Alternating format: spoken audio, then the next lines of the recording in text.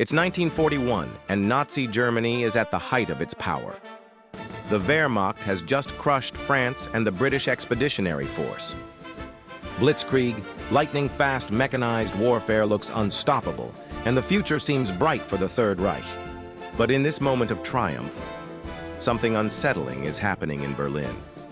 Joseph Goebbels, the infamous propaganda minister, has just watched a new film about the victory in France. And he hates it, not because it's bad or unpatriotic, but for the opposite reason.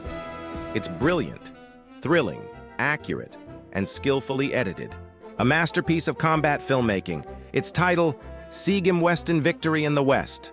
You'd think this was exactly the kind of film the Nazis would promote, a celebration of the Wehrmacht's might. But Goebbels has other plans. He wants the film buried. The reason is simple. It doesn't mention Adolf Hitler. In Goebbels' mind, there can be only one star. Every victory, every speech, every piece of propaganda must orbit around Hitler's genius. The war itself must be the Hitler show, and he will not allow a documentary about military tactics to steal the spotlight. So Goebbels sets about sabotaging the film. No loud denouncements, no outright bans, just a quiet campaign to smother it. First, he delays its release. Then he buries reviews in the back pages of newspapers. He leans on theater owners, hinting that showing the film might bring trouble. Slowly but surely, he convinces the German public the film isn't worth their time. The army had made a remarkable documentary, but without promotion, it faded fast.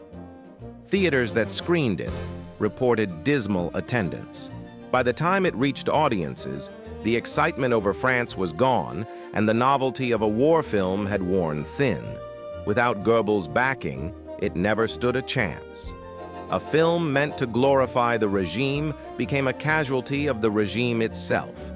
Goebbels understood something the army did not. People don't go to movies to study strategy. They go for stories, for heroes, villains, and drama. Sieg im Westen was technically impressive, but it was cold, clinical, and bloodless. It lacked human stakes. Goebbels wanted something grander, narratives of brave Germans crushing evil foreigners, where Hitler always emerged as the guiding genius. By burying this film, he sent a clear signal to the German film industry. From now on, the war's story would be written by the propaganda ministry. Every victory must glorify Hitler and the Nazi cause. The fighting might be on the front lines, but the story would be decided in Berlin. This episode reveals the ugly underbelly of the Third Reich: jealous infighting, power struggles, and ruthless control over truth itself. And this was only one of many clashes between the military and the Nazi Party. Stay tuned for more stories of rivalry, betrayal, and survival. Thanks for watching.